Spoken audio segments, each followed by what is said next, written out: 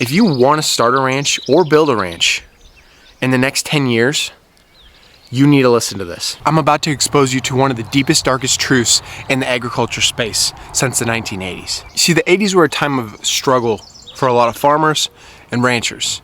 It was very hard to make a living. Interest rates skyrocketed. Many farmers and ranchers went broke. Looks like the steers are sitting there waiting for me this morning. It's good to see. What I'm about to tell you is not just some conspiracy theory. It's actual fact. And I actually didn't know this or believe it until I started working at a bank. I got into ag lending and understanding how the industry worked.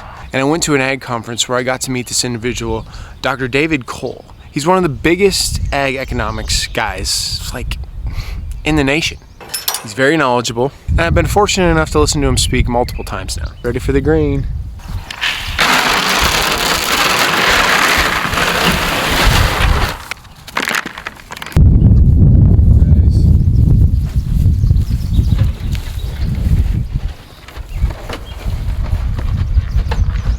So after the 1980s, the banks knew that ranchers and farmers were not going to be able to make it happen on the traditional, cash flow basis. They had so little cash to get started, so little cash to continue producing the goods that they're trying to produce, and it just wasn't unless the banks were able to provide them more money. And so the thing called line of credit became so much more popular. And a line of credit isn't coherently bad. All it is doing, it is providing cash flow for a business who won't see income throughout the process of production. So if you think about a farmer or a rancher, they are usually typically only making money like one major time per year, or a couple if they have cattle. But if you think about a grain farmer, they're growing that corn, they're growing those soybeans, they're growing that wheat, and they're usually only harvesting that once per year.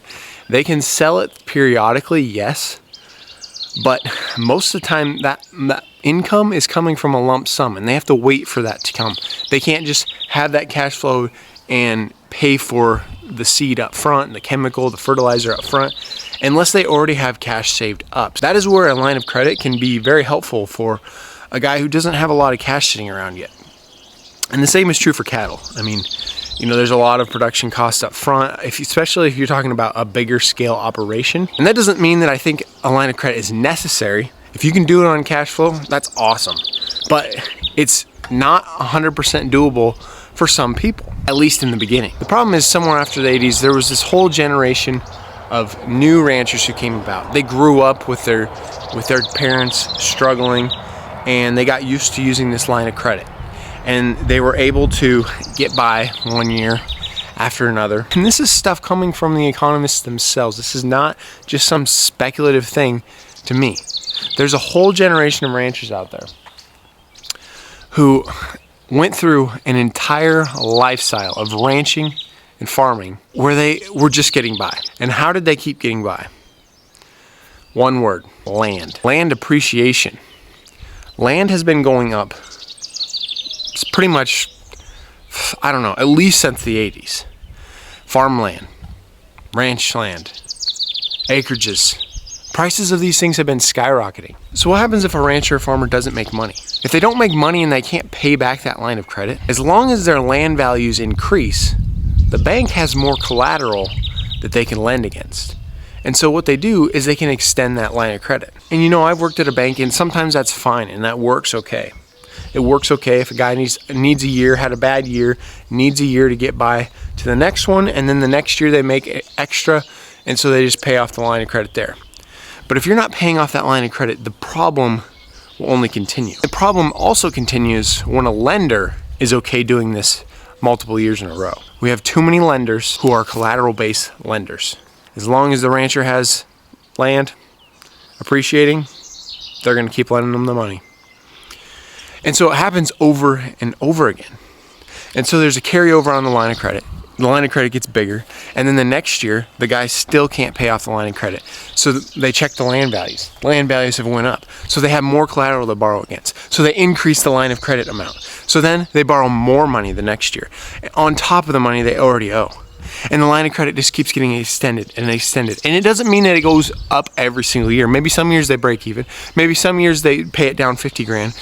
But when that thing builds up to over $500,000 and it's just sitting there, and you have a rancher or a farmer who's gone their entire generation living this way, having this balance, having this line of credit balance almost their entire life, and they look like they're doing good. They look like they're going to have fancy pickups, fancy buildings, fancy grain bins, fancy feed yards. They look like they're doing good because the bank keeps giving them money every single year, and they use a little bit of that for some, make their stuff look good. They think they're doing good. They got all that money, and the bank keeps giving them money, and they think they're making a profit. And some years they are, but the line of credit never goes away. And here's the problem. Here's the scary thing. Straight from somebody who's worked at a bank. Some of these lenders, not all of them, don't even care because it's a cash cow for them.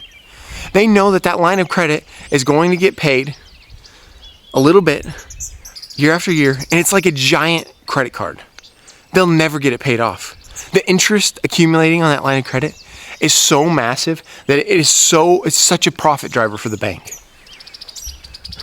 And that's where I say be careful about who you're borrowing money from if you do choose to do so. Because if your lender is just a collateral-based lender and they're only looking at your collateral and they're not diving into production, helping you actually make sure you're making a profit, then they're not helping you at all. All they're doing is giving you fuel that you can throw on a fire that may take down your entire operation. And I know some of you are going to think I'm crazy, but this is fact. So now let me bring it real deep for you. What do we have? We have the grandma and grandpa who worked so hard in the 80s to keep the ranch, the farm in the hands of the family. They worked so hard. And then you have the next generation.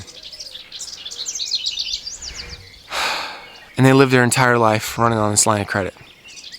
They don't know another way. They don't know that they're doing something wrong because their bank, their financial expert, their financial advisor, the people helping them, the people who are supposed to be helping them, keep telling them that they're doing fine.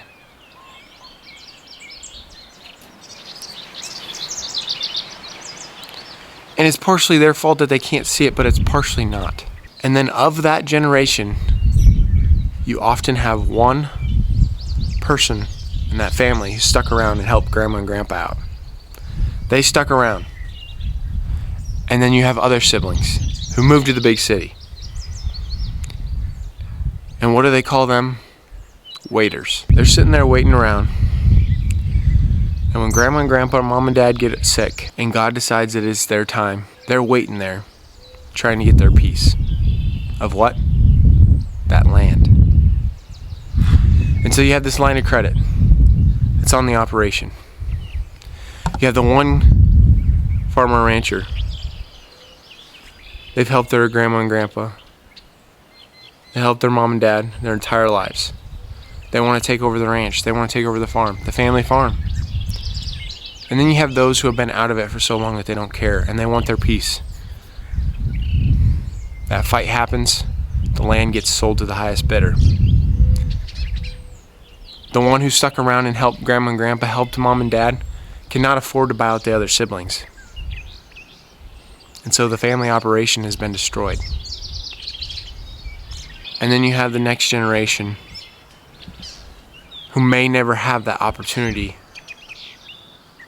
because the person who buys that land is often an investor. They have more money. They are the highest bidder. And this is where you see acreages getting plowed over and planted over. And I don't coherently think that corn farming is bad. I just think that we might have too much of it in the country, especially if you look at tariffs now. If you look at policies put on right now, they're talking about finding goods that you can sell within country and not relying so heavily on the global trade. I know some of you are going to think I'm crazy, but this is the truth. This is how the ag industry has sustained itself for so long. And you can say it might feel like a bubble, like a housing bubble, for instance. Real quick, steers are watching us. But I don't want to end this on a bad note. Because here's something else that is fact. Within the next 10 years, 80% of farms and ranches are going to change hands. And the younger generation have an opportunity. If you want to start a ranch or build a ranch in the next 10 years, you need to listen to this. This is not going to be easy. It's going to be one of the hardest things you've ever done. But if you want to do this, you need to go and find a rancher or a farmer who's been doing this for years. Somebody who's a family operation guy. Somebody who, even if they have kids that are gonna want a piece, even then, you go tell them that you wanna learn. You go learn everything you can about the industry. You ask them, you build connections with ranchers and farmers. I'm talking people who have been in this their entire lives. I'm talking about the older generations, the ones who have wisdom of the operation. And you tell them you just want to learn. And you learn all that you can. You show them you're passionate. You show them you're passionate. And if you have the opportunity, you start small. You start with 3 steers. You start with 3 cows. And you start small and you learn. And as this succession planning starts to take place, and we start to see some more farms get sold out to the highest bidder, if you can get in there and ask every single person you know and tell them you want to learn, and if there's ever an opportunity, you would love to do some sort of seller financing deal. Some sort of deal where it actually will work in cash flow for you. Something where they're not just after the money, they're after passing on that knowledge that they've provided for you. They'll know that their operation isn't going to just look like a cornfield for the next 80 years. They'll know that it's going to a family who wants to build a family legacy that lasts for generations. I know this sounds like conspiracy, but it's not.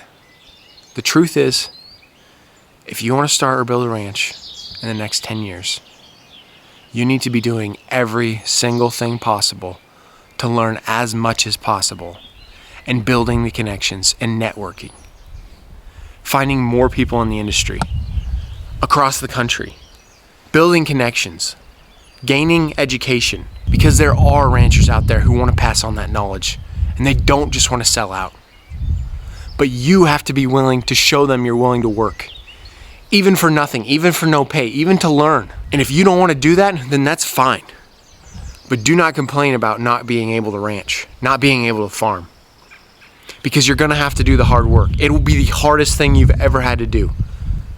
And I'm not talking about the physical. I'm talking about the mental battle of being patient and learning and not making money and not making money and not making money and doing the little things and doing the little things until finally you have an opportunity to hit a home run. And that's when you change your family's life for generations to come forever.